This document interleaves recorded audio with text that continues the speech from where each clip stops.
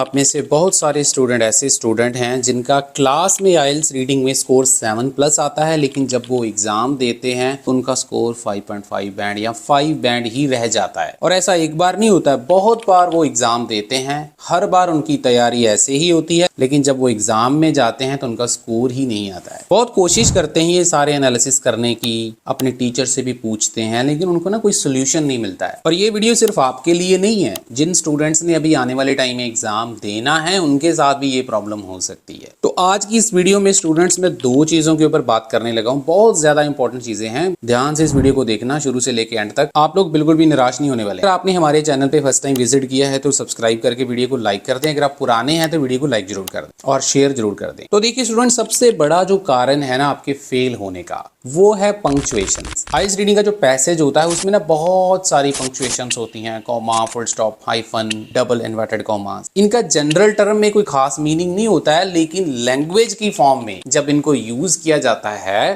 तो ये पूरे का पूरा मीनिंग चेंज कर देती है। तो पहले तो हम इसके ऊपर बात करने वाले हैं कि कैसे ये पैसेज का मीनिंग चेंज करते हैं। और दूसरे नंबर पर स्टूडेंट्स क्या होता है कि हम लोग जो प्रेपरेशन करते हैं वो ज्यादातर कैम्ब्रिज बुक्स बेस्ड प्रेपरेशन होती है, लेकिन कई बार जब हम रियल एग्जाम में जाकर बैठते हैं ना तो वहां पर क्वेश्चन थोड़े इस प्रकार के आते हैं कि उसके लिए आप लोग तैयार नहीं होते हो। लैंग्वेज भी काफी ज्यादा इजी लिखी होती है, लेकिन फिर भी आंसर्स नहीं मिलते। इसकी वजह से हम लोग फेल हो जाते हैं, कॉन्फिडेंट भी होते कि हमारा एग्जाम अच्छा गया है। तो ये दोनों चीजों के बारे में डिटेल में बात करते हैं। तो सबसे पहले हम पंक्चुएशंस को समझते हैं। पंक्चुएशन आखिरकार कैसे मीनिंग चेंज कर देती है, आइए आप लोगों को इसको मैं एक एग्जांपल के साथ समझाता हूं। देखिए स्टूडेंट, बहुत सारी पंक्चुएशन ऐसी होती हैं जो आपके क्वेश्चन का मीनिंग या फिर आपके पैसेज में जो टेक्स्ट लिखा हुआ है उसका पूरा मीनिंग चेंज कर देती है। जैसे आप लोग यहाँ पे एग्जांपल देखिए, the teacher said the student is smart. इसका मतलब क्या है कि टीचर ने ये बोला कि स्टूडेंट बहुत ज्यादा स्मार्ट है। अभी काम बंदे को तो ये यही लगेगा, लेकिन जैसे ही इसमें यहाँ पर देखिए, यहाँ पे कॉमा डाल दिया, यहाँ पे कॉमा डाल दिया, यहाँ पे भी इन्वर्टेड कॉमा, यहाँ पे भी इन्वर्टेड कॉमा है, और यहाँ पर भी इन्वर्टेड कॉमा है, यहाँ पर भी इन्वर्टेड कॉमा है। तो जैसे ही ये सारी चीजें इसके बीच में डाल देते हैं तो इसका मीनिंग पूरी तरह से चेंज हो जाता है। कैसे? The teacher said the student is smart. इसका मतलब ये बनता है कि स्टूडेंट कह रहा है या स्टूडेंट ने बोला है कि टीचर जो है वो बहुत ज्यादा स्मार्ट है। देखो पूरे का पूरा मीनिंग ही चेंज हो गया यहाँ पे। इसको थोड़ा और सिंप्लीफाई में कर देता हूँ। जैसे यहाँ पे मतलब इसको आप ऐसे समझना पड़ेगा, द टीचर,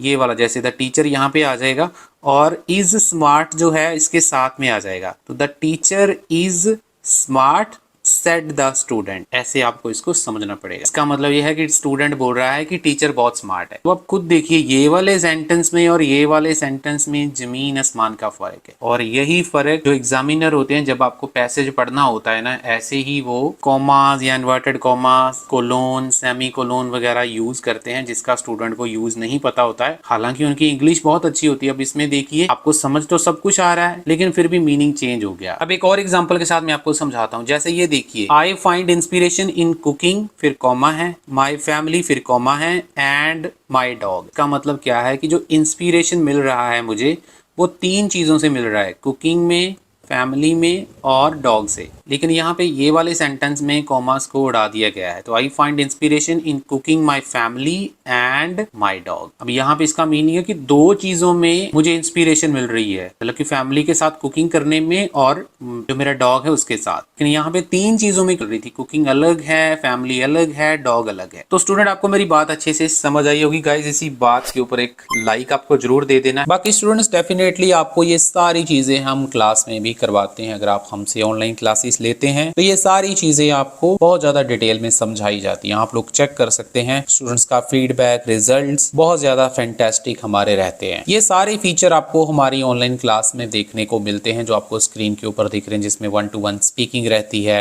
रीडिंग के टिप्स होते हैं, राइटिंग के शॉर्टकट्स बताए जाते हैं, कॉपी पेस्ट मेथड बताया जाता है। ये सारे आपको जो है हमारी ऑनलाइन क्लास में मिल जाते हैं। इसके अलावा सारी स्किल्स हमने अपने क्रैश कोर्स में कवर कर रखी हैं। चाहे एकेडमिक का पेपर है, जनरल का पेपर है, तो आप लोग हमारा ये 8 घंटे का क्रैश कोर्स बाय कर सकते हैं, जिसमें आपको ये सारे फीचर्स मिलने वाले हैं जो आपको स्क्रीन के ऊपर दिख रहे हैं। 8 घंटे की वीडियो में मैंने टिप्स और स्ट्रेटजी सारे मॉड्यूल को तो कवर कर ही रखे हैं, लेकिन उसके साथ साथ आपको रियल एग्जाम की जो प्रेडिक्शन है चारों के चारों मॉड्यूल की, जो आपको स्क्रीन के ऊपर भी दिख रही है, सारा कुछ आपको जो है मिल जाएगा। अगर आपका एग्जाम पेपर बेस्ड वाला है तो उसका प्राइस 1999 रहेगा, और अगर आपका एग्जाम कंप्यूटर बेस्ड है तो तो आपको 3000 इसके चार्जेस पे करने पड़ेंगे। नंबर आपको स्क्रीन के ऊपर दिख रहा है, हमारे साथ कॉन्टेक्ट कर सकते हैं। दूसरी जो गलती स्टूडेंट करते हैं वो है रियल एग्जाम पैसेजेस की। बहुत सारे स्टूडेंट क्या करते हैं, वो सिर्फ कैम्ब्रिज को पढ़ते हैं। देखो कैम्ब्रिज, मैं नहीं बोल रहा हूँ कि कैम्ब्रिज गलत है, कैम्ब्रिज भी ठीक है, लेकिन कई बारी क्या होता है कि मंथ में 4 एग्जाम होते हैं, 4 में से 1 या 2 एग्जाम ऐसे होते हैं जिसमें जो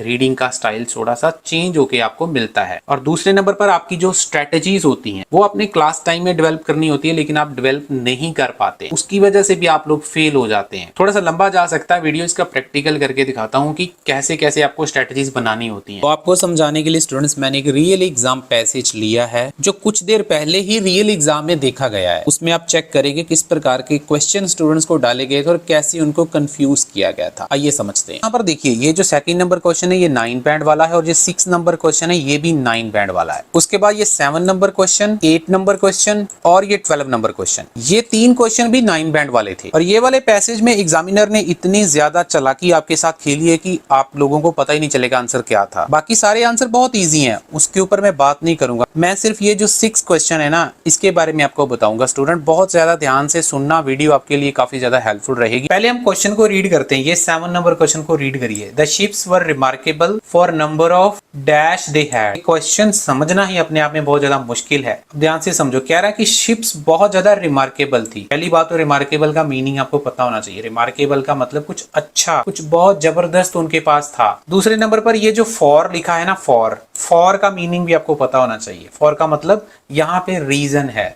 इसके बाद यहाँ पर हमें थोड़ा सा ग्रामर भी सपोर्ट कर रही है। स्टूडेंट आपने देखा होगा भी हम नंबर ऑफ डैश लिखते हैं ना, तो हमेशा उसके बाद यहाँ पे जो भी आंसर आता है वो प्लूरल होता है। जैसे number of students, number of cards, number of universities, मतलब यहाँ पर जो भी आंसर आएगा वो प्लूरल होना चाहिए। तो शिप्स के पास बहुत सारी गिनती में क्या ऐसी चीजें थी जिसकी वजह से वो रिमार्केबल थी। मैं आपका टाइम बिल्कुल भी वेस्ट नहीं करूंगा, मैं सीधा लोकेशन पे पहुंच गया हूं। यहाँ पे देखिए, कह रहा these vessels were fast and cylinder. यहाँ पे इसने बोल दिया आपको कि जो शिप्स थी, जो वेजल्स थे वो फास्ट थे। विद यहाँ पे लिखा हुआ, इसका मतलब उनके पास कोई चीज थी। क्या चीज थी? A narrow hull that deeper at back than in the front. मतलब उनके जो हल थे वो ज्यादा डीप थे फ्रंट के कंपैरेटिवली, इसलिए वो फास्ट और सिलेंडर थे। एक रीजन तो ये हो गया, लेकिन इसमें हमारा आंसर कोई भी प्लूरल नहीं है। सारा सेंटेंस आप रीड करके देखो, यहाँ पर आपको कोई भी प्लूरल नहीं मिलेगा, तो इसमें कोई आंसर ही नहीं है। एंड इसका मतलब एक और भी रीजन बताया हुआ उसने। आगे क्या लिखा है? Masses of sails on tall masts. अब यहाँ पे देखिए, मॉसीज भी प्लूरल है, सेल्स भी प्लूरल है, मास्ट्स भी प्लूरल। इन तीनों में क्या आंसर पॉसिबल है? Masses of sails on tall masts. On tall masts का मतलब है कि कोई ऐसी चीज होगी, मॉस्ट कोई चीज होगी, उसके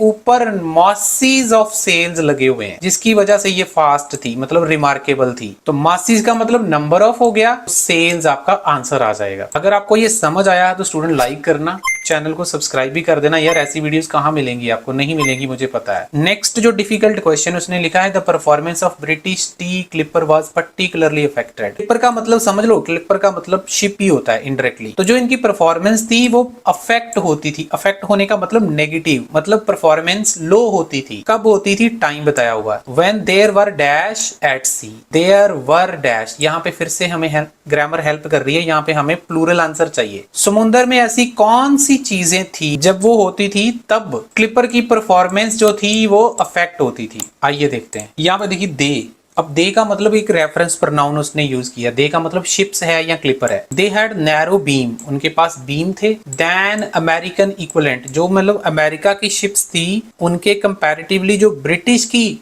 शिप्स थी उनमें नैरो बीम लगे हुए थे। Making them less powerful. अब लेस पावरफुल का मतलब उनको कमजोर करते थे, उनकी परफॉर्मेंस अच्छी नहीं होती थी, ऐसे आप समझ सकते थे।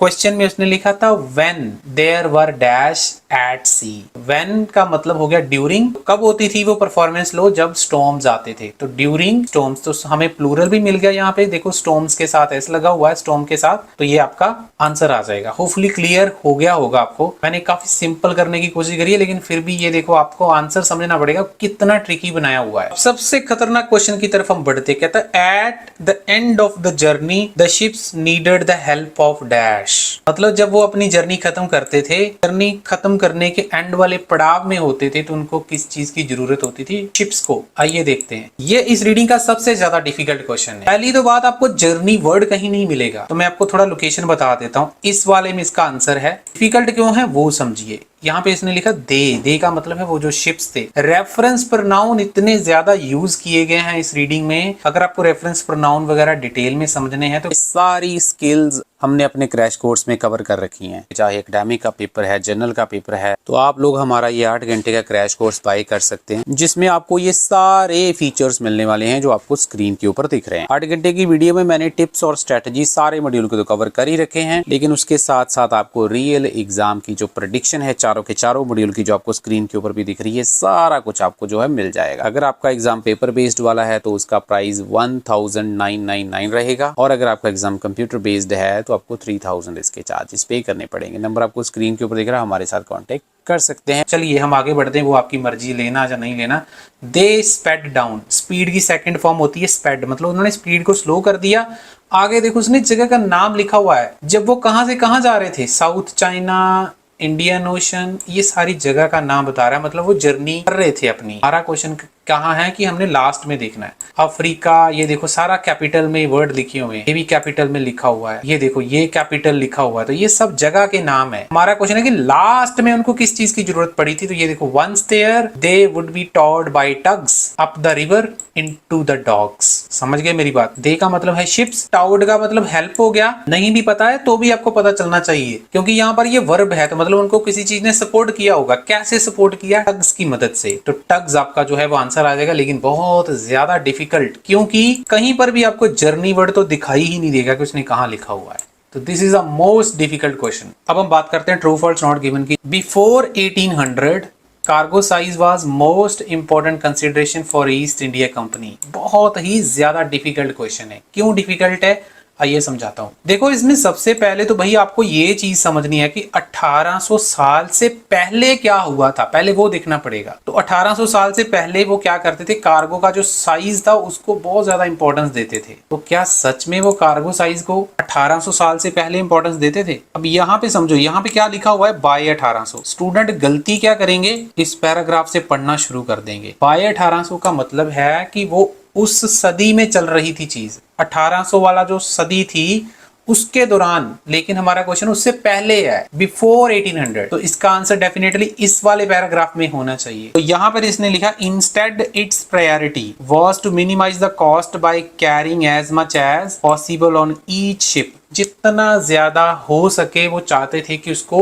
लोड किया जाए शिप के ऊपर, ये उनकी प्रायोरिटी होती थी। प्रायोरिटी का मतलब सबसे ज्यादा इंपॉर्टेंट चीज उनके लिए यही होती थी 1800 साल से पहले। देखो कहां मिलेगा आंसर, मिलेगा ही नहीं, क्योंकि आप लोग, मुझे पता है मोर देन 60-70% स्टूडेंट यहां से पढ़ेंगे इसका आंसर, लेकिन इसका आंसर यहां पर है पीछे वाले टेक्स्ट में। आंसर ट्रू है लेकिन बहुत डिफिकल्ट। स्टूडेंट अगर मेरा पढ़ाने का तरीका अच्छा लग रहा है तो लाइक करना, चैनल को सब्सक्राइब करना। ऑनलाइन क्लासेस भी अवेलेबल हैं, आपको नंबर दिख रहा होगा स्क्रीन के ऊपर, हमारे साथ कांटेक्ट कर सकते हैं। ऐसे ही हम आपको क्लास में भी पढ़ाते हैं। चलिए हम लास्ट क्वेश्चन की तरफ बढ़ते हैं। In the 19th century British drinkers prefer tea made from mature leaf to that made from younger leaf. ये क्वेश्चन को समझना अपने आप में बहुत ज्यादा आर्ट है। यहाँ पे ना इसने वर्ड यूज किया है टू दैट, इसका मतलब है दैन, मतलब कंपैरिजन दिखा रहा है कि जो ब्रिटिश ड्रिंकर थे वो मैच्योर लीव से जो चाय बनती थी उसको ज्यादा प्रेफर करते थे in comparison to younger leaf. ये समझ लो आप, टू दैट लिखा हुआ है ना, इसलिए बहुत सारे स्टूडेंट को ये समझ नहीं आएगा कि ये कंपैरिजन वाला आंसर है। तो इन दोनों में से किसको प्रेफरेंस देते थे, मैच्योर लीव वाली चाय को या फिर यंगर लीव वाली चाय को? आइए देखते हैं।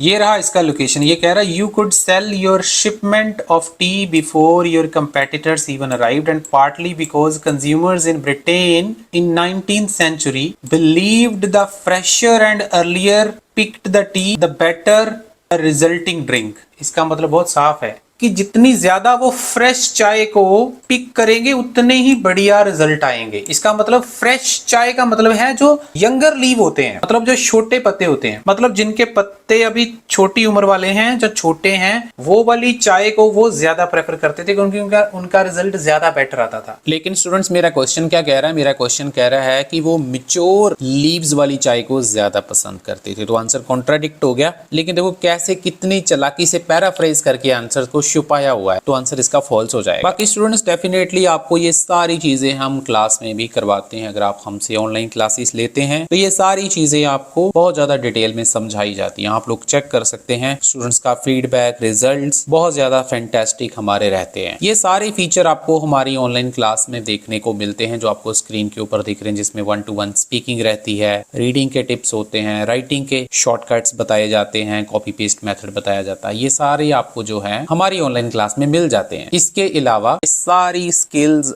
हमने अपने क्रैश कोर्स में कवर कर रखी हैं। चाहे एकेडमिक का पेपर है, जनरल का पेपर है, तो आप लोग हमारा ये 8 घंटे का क्रैश कोर्स बाय कर सकते हैं, जिसमें आपको ये सारे फीचर्स मिलने वाले हैं जो आपको स्क्रीन के ऊपर दिख रहे हैं। 8 घंटे की वीडियो में मैंने टिप्स और स्ट्रेटजी सारे मॉड्यूल को तो कवर कर ही रखे हैं, लेकिन उसके साथ साथ आपको रियल एग्जाम की जो प्रेडिक्शन है चारों के चारों मॉड्यूल की, जो आपको स्क्रीन के ऊपर भी दिख रही है, सारा कुछ आपको जो है मिल जाएगा। अगर आपका एग्जाम पेपर बेस्ड वाला है तो उसका प्राइस 1999 रहेगा, और अगर आपका एग्जाम कंप्यूटर बेस्ड है तो आपको 3000 इसके चार्जेस पे करने पड़ेंगे। नंबर आपको स्क्रीन के ऊपर दिख रहा है, हमारे साथ कांटेक्ट कर सकते हैं। अगर आपको हमारी वीडियो से कुछ सीखने को मिला, वीडियो अच्छी लगी तो लाइक देना, चैनल को सब्सक्राइब कर लेना और शेयर कर देना ज़्यादा से ज़्यादा। Thank you very much.